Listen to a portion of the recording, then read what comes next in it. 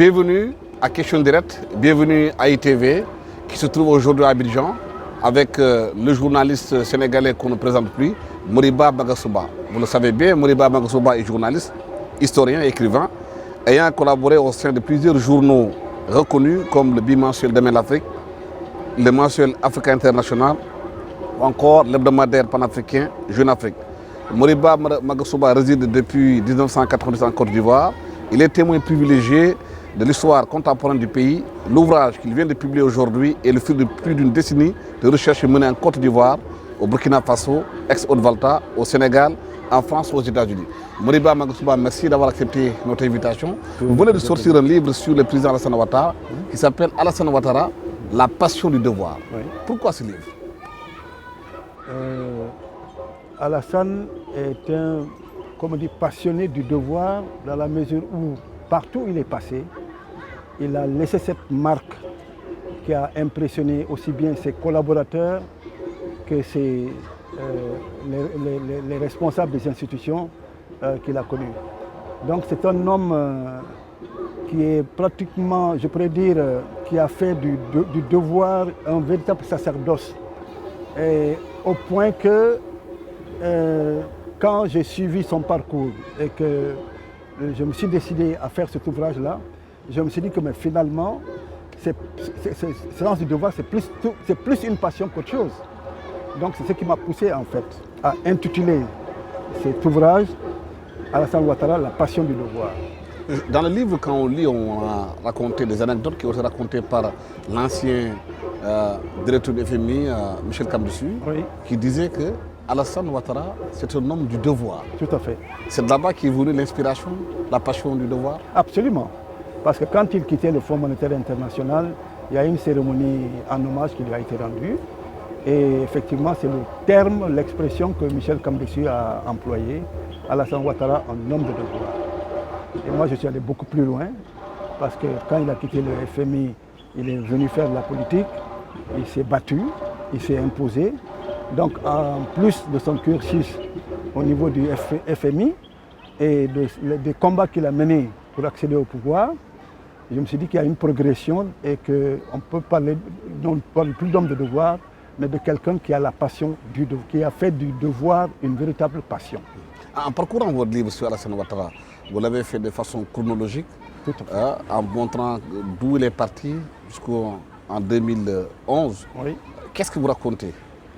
En fait, c'est un récit chronologique, effectivement, qui se décline sur 24 chapitres et qui va des origines d'Alassane Ouattara, qui ont été contestées dans ce pays, jusqu'à la prise de la bataille d'Abidjan, comme on dit, qui s'est terminée par la défaite de Laurent Gbagbo en avril, le 7 avril 2011.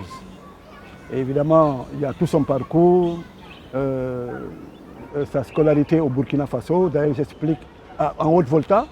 J'explique d'ailleurs pourquoi son père a été amené à aller au Burkina Faso, en Haute-Volta. Parce qu'en fait, il y a eu beaucoup de malentendus qui ont été entretenus à dessein par les Ivoiritaires qui disaient qu'Alassane était burkinabé. Alassane n'a jamais été voltaïque ni burkinabé. Il se trouve qu'il est né à Dimbokoro, en plein pays baoulé, et que son père, où il a passé pratiquement le début de son enfance, et que son père, qui descend en 9e lignée de l'empereur de Kong, Sékou Ouattara, devait prendre la chefferie de canton qui couvre des localités qui tournent autour de 4 pays, à savoir la Côte d'Ivoire, le Ghana, le Mali et la Haute-Volta. Mais le siège de ce pouvoir était à Sendou, qui se trouvait en territoire burkinabé. Donc le papa du président Ouattara, qui, faut-il le rappeler, est né à Kong, était un sofa de Samori Touré, qui a été capturé à la bataille de Guélémou et envoyé à l'école des otages à Gorée. où il est sorti comme instituteur. Donc il a même enseigné plusieurs années de suite avant de faire du commerce. Donc pour en revenir au père de Ouattara, sollicité par les siens pour prendre la chefferie, il était obligé de venir résider à Kong. Dans un premier temps d'ailleurs, c'est une anecdote très intéressante. Les populations ne voulaient pas de lui en tant que chef parce qu'ils disaient qu'il était ivoirien. Et ils ont nommé quelqu'un d'autre à sa place. Malheureusement, la personne qu'ils ont nommée à sa place est décédée au bout de quelques jours. Donc ils ont pris peur, ils ont fait appel à nouveau à lui. Donc il est venu, l'élection s'est passée sans problème. Donc il s'est installé avec sa famille à Sendou. Sendou était une petite localité et le petit Alassane devant aller à l'école.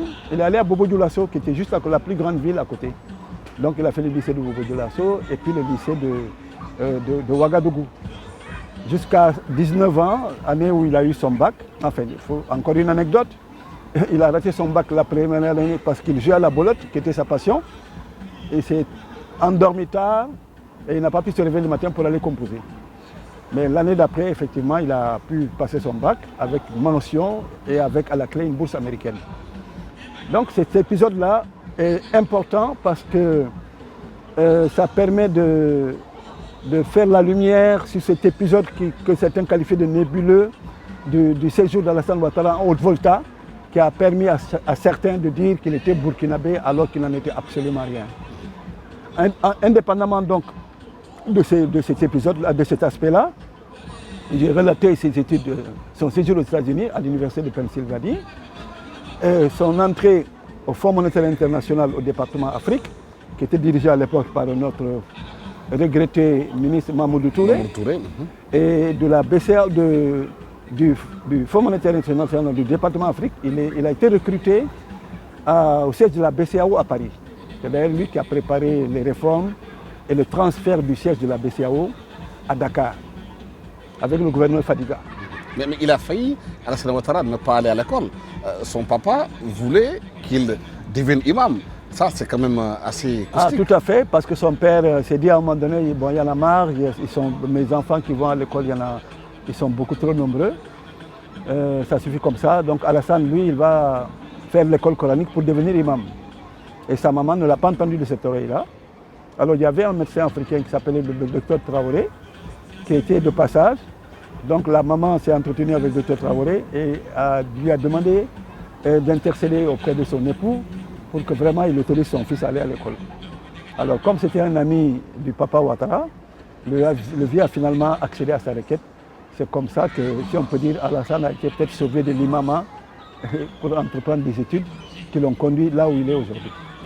Il a fait un parcours remarquable jusqu'à devenir président de la République de la Côte d'Ivoire.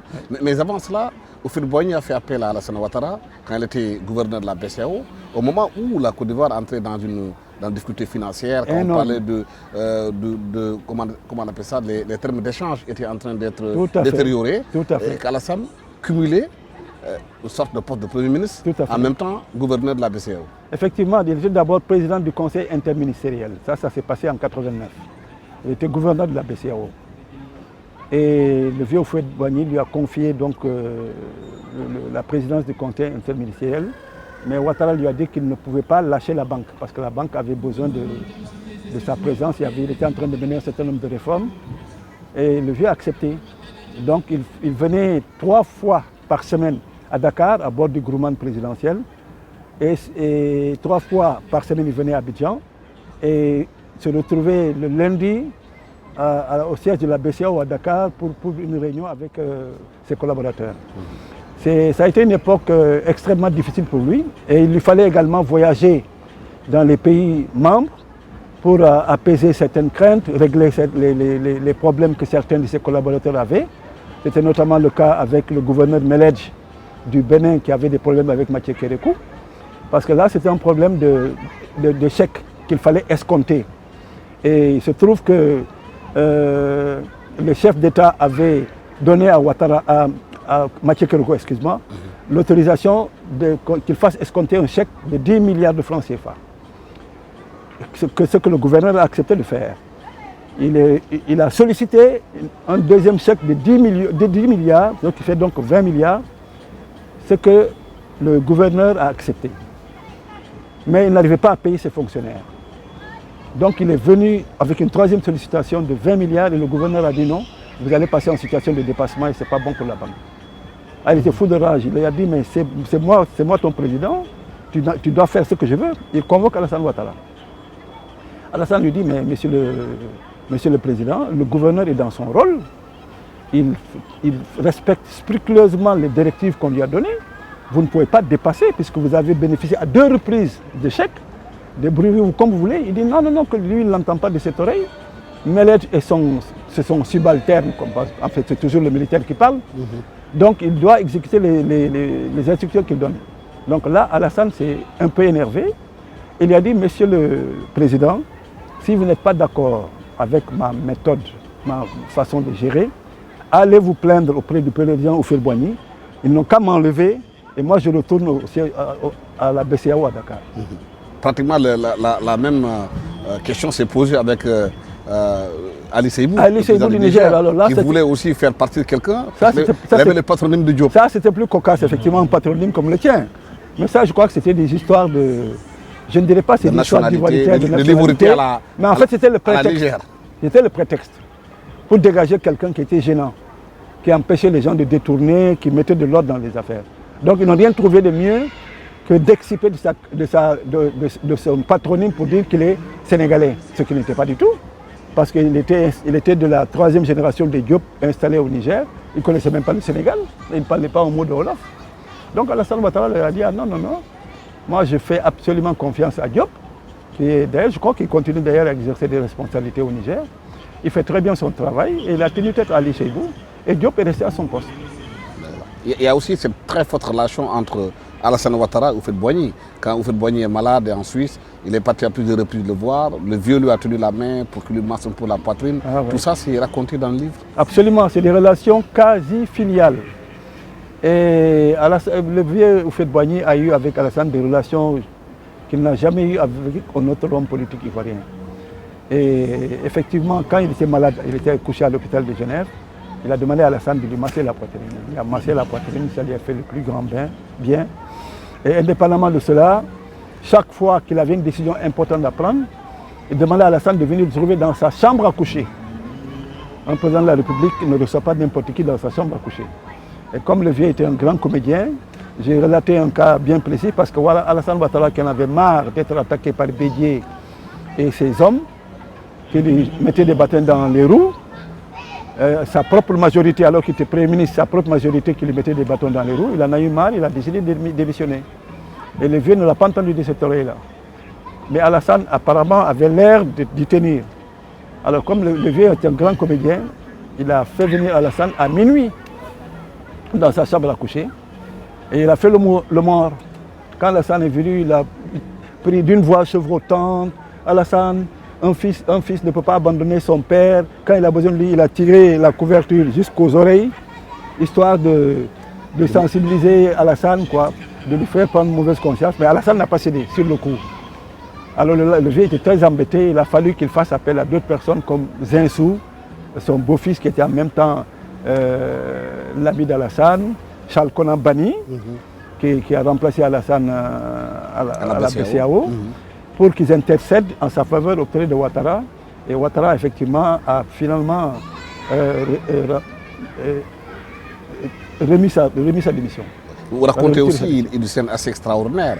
Quand le Houphouët-Boigny était malade, à un moment, Alassane Ouattara est parti le voir. Oui. Il y a eu le président Adema qui est venu avec un sorcier. Avec le fameux sorcier, oui, ça c'est une des anecdotes les plus croustillantes de l'ouvrage. Effectivement, Gnassingbé et Adema, qui étaient très liés au président Houphouët-Boigny, a dû se dire, bon, la médecine des Blancs, là, comme ça ne marche pas, moi je vais faire venir un sorcier. Effectivement, il a quitté le Togo avec un sorcier, avec ses accoutrements et tout. Alors imaginez un peu le spectacle dans une clinique genevoise où un président de la République s'amène avec un sorcier, un féticheur, qui répand l'air avec un produit bizarre, qui fait des incantations bizarres, qui attire l'attention de tout le monde. Le plus extraordinaire, c'est qu'après ces incantations, le président Houphouët-Boigny, qui n'avait pas mangé depuis quelques jours, s'est redressé et a demandé à manger, parce qu'il avait faim, à la grande stupéfaction de tout le personnel soignant. C'est extraordinaire. Donc c'est des choses qu'on ne peut pas expliquer, mais c'est peut-être les réalités de l'Afrique profonde qu'on ne peut pas expliquer. Dans la gestion du pouvoir, la Côte d'Ivoire a connu une guerre civile Oui. qui a affecté le pays pendant pratiquement plus de 10 ans. Oui. 10 ans après, Alassane Ouattara vient au pouvoir. Vous parlez de nouveaux miracles ivoiriens. Tout à fait. Bon, il y en a certains pourraient dire que c'est exagéré de parler de numérique ivoirien, mais quand on part du principe que le pays était par terre, à la renverse, à la ramasse, il n'y avait plus un seul ordinateur dans les ministères, plus un sou dans les caisses en bas. Le pays était complètement, totalement désarticulé. Mais le mérite d'Alassane Ouattara, c'est que pendant tout le temps qu'il est resté confiné à l'hôtel du Golfe, il a mis au point un programme présidentiel d'urgence. Et dès qu'il est arrivé au pouvoir, donc au lendemain du 7 avril, il a mis en application son programme présidentiel d'urgence qui concernait essentiellement le social, les hôpitaux, les services sociaux, etc., pour relancer donc les activités sociales. Ensuite, dans un second temps, redresser l'administration en l'équipant à nouveau de façon à pouvoir permettre aux fonctionnaires de travailler. Et c'est le programme présidentiel d'urgence évidemment qui ne concernait pas que le social, mais devant l'économie, a pu servir à relancer pratiquement tous les secteurs d'activité. C'est ce qui fait que beaucoup ont pu dire que la Côte d'Ivoire est l'exemple unique d'un pays qui est sorti de crise, qui s'est redressé en si peu de temps, dans une période exceptionnelle. Économiquement, c'est une réussite, tout à fait. Mais sur le plan politique, il y a toujours des problèmes. La réconciliation tamponnée n'est pas encore là. La dernière élection présidentielle, Alassane Ouattara est parti, a été boycotté par ce qu'on appelle l'opposition principale. Oui.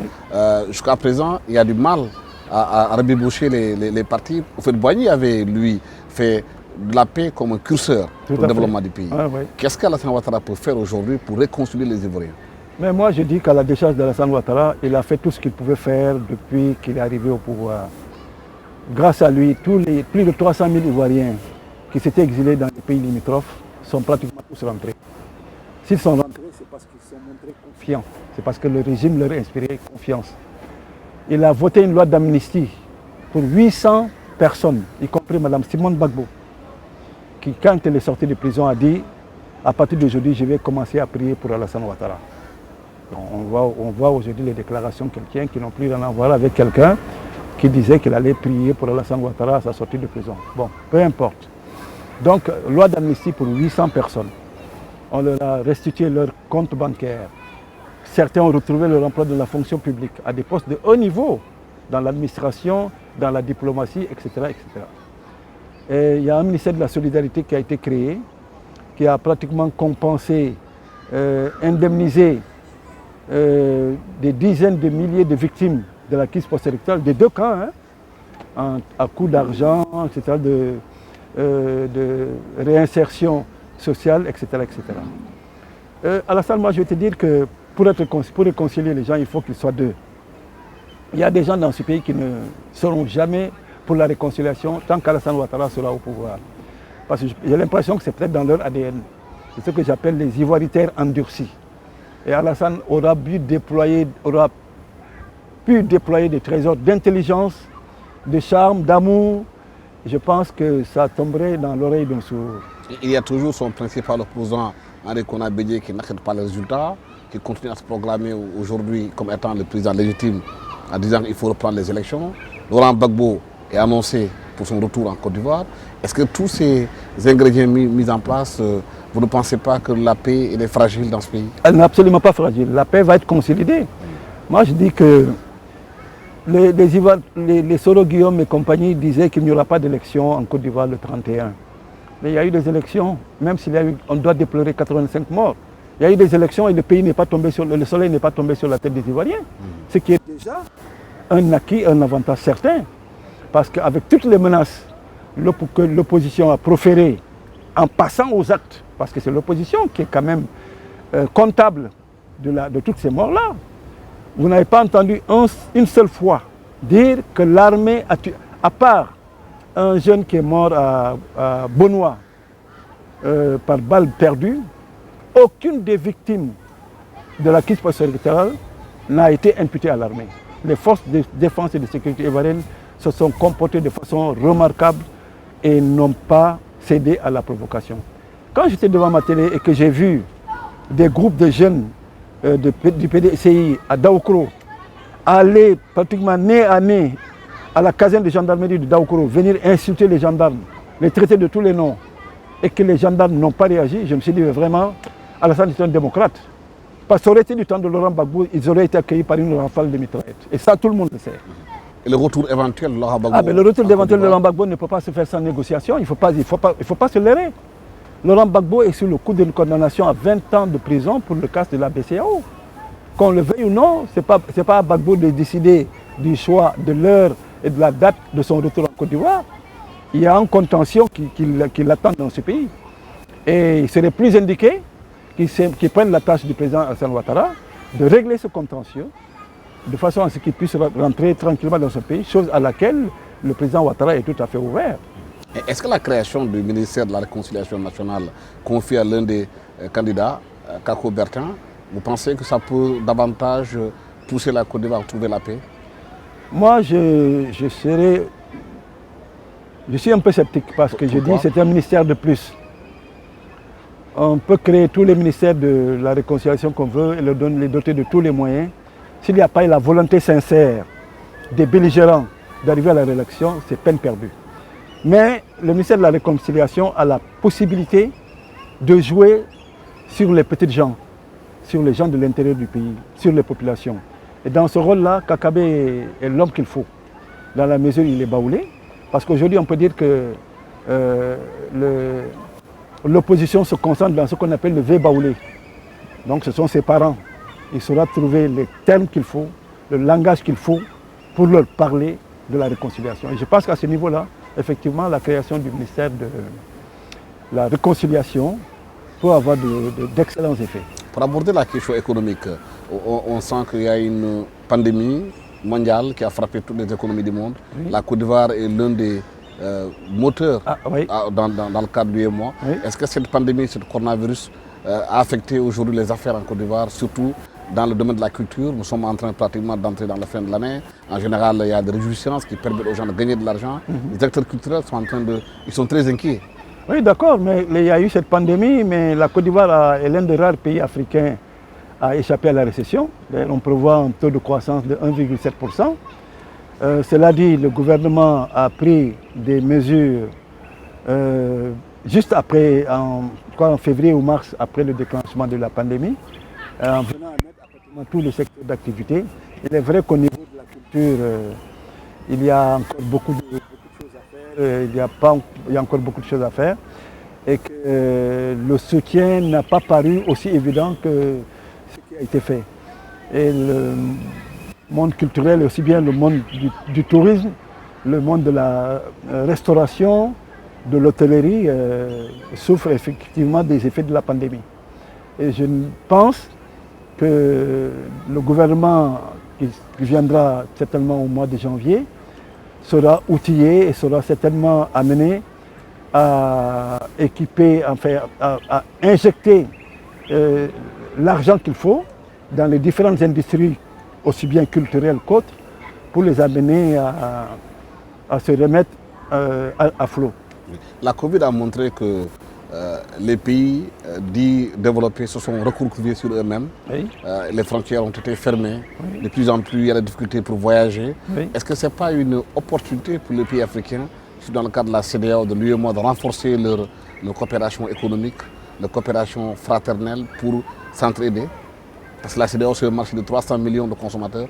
Oui, mais Alassane, moi je dois te dire que j'ai été très déçu par l'attitude du Nigeria, du grand Nigeria, qui vient seulement d'ouvrir ses frontières avec ses voisins, béninois, ghanéens et camerounais, après les avoir fermés brutalement, sans préavis pendant un an. Ce ne sont pas des signes qui peuvent véritablement participer d'un bon esprit d'intégration en Afrique de l'Ouest. Donc l'intégration africaine, c'est d'abord une volonté politique. Et tant qu'elle ne sera pas comme telle manifestée par nos autorités et nos chefs d'État, j'ai bien peur qu'elle n'aille pas plus loin. Il faudrait véritablement une volonté politique de tous les États, de tous les chefs, à commencer par le Nigeria qui est quand même la locomotive de la CEDEAO, pour que les choses puissent aller de l'avant, pour que les échanges puissent s'accroître de façon conséquente. Voilà, mon sentiment en tout cas. Oui, parce que beaucoup estiment que la pandémie a durement frappé les économies occidentales. Oui. Les taux de croissance aujourd'hui, les ressources naturelles sont en Afrique. Oui. Et que l'Afrique est devenue un terrain de jeu Oui. davantage beaucoup plus accentué entre les Français, les Russes, les Turcs, les Chinois. Oui. En ce moment, qu'est-ce que les Africains doivent faire pour préserver leurs ressources et refuser qu'ils servent de faire valoir? Ah ben moi, je n'ai pas la question à cette réponse. J'ai pas la réponse à cette question. Les Africains, comme tu le sais, ils sont divisés. Il n'y a pas de volonté commune de créer un front, ce qui devrait se faire par ça. J'ai été ravi de voir récemment la Côte d'Ivoire et le Ghana faire front contre les industriels du chocolat. Et ça a payé. Moi, je pense que c'est un exemple qui devrait inspirer tous les pays africains, de façon à ce qu'ils puissent constituer des fronts dans les différents secteurs, que ce soit minier, agricole, etc., de façon à mieux se défendre contre l'Occident et puis les Chinois et les autres. Parce que c'est une question que beaucoup de jeunes Africains ne comprennent pas aujourd'hui. Pourquoi la Côte d'Ivoire, qui est un pays cacaoyer, qui a beaucoup de cacao, qui exporte ses cacao bruts en Suisse ou dans d'autres pays qui n'ont aucun cacao et qui les transforment? Il ne faudrait pas renverser la tendance et créer des usines de transformation ici pour créer des emplois pour les Ivoiriens et pour les Africains. Absolument, c'est en très bonne voie et je peux te dire que c'est dans les cartons du président Ouattara pour la mandature à venir. Et il s'est promis, je pense, avant la fin même de son mandat, de transformer à peu près plus de 40% de la production ivoirienne de cacao. Je dis bien, si je ne me trompe pas, 40% en 5 ans de la production cacaoyère ivoirienne. Donc il y a une volonté qui est là et les moyens vont suivre. Et je pense que nous serons rapidement édifiés dès que le nouveau gouvernement se mettra en place. Et ça ne concerne pas seulement le cacao, ça concerne également la noix d'acajou, tout à fait, et d'autres produits dérivés qui feront l'objet de transformation. Oui, parce que les gens trouvent aberrant que sur le marché ivoirien, c'est planifié dans le plan national de développement. Des jus de fruits importés, alors que la Côte d'Ivoire produit de la mangue, absolument, de l'ananas, de l'ananas, tout est là, la verdure est là, et tout est sur place. Et qui pourrissent sur pied malheureusement à l'intérieur du pays. Je pense que tous les correctifs nécessaires seront apportés en tout cas dans les années à venir, Inch'Allah. Voilà, Moriba Magasouba, merci d'avoir été venu sur ce plateau de ITV. Je rappelle que vous êtes journaliste écrivain, que vous venez de sortir ce livre-là, Alassane Ouattara, La passion du devoir, que vous êtes journaliste émérite, qui a travaillé dans beaucoup de rédactions en Afrique et à travers le monde. Merci de nous avoir reçus ici en Côte d'Ivoire à Abidjan, d'avoir été venu sur le plateau de ITV à Question Directe. Merci à toute l'équipe technique qui m'a accompagné pour la réalisation de cette émission. Merci, au revoir.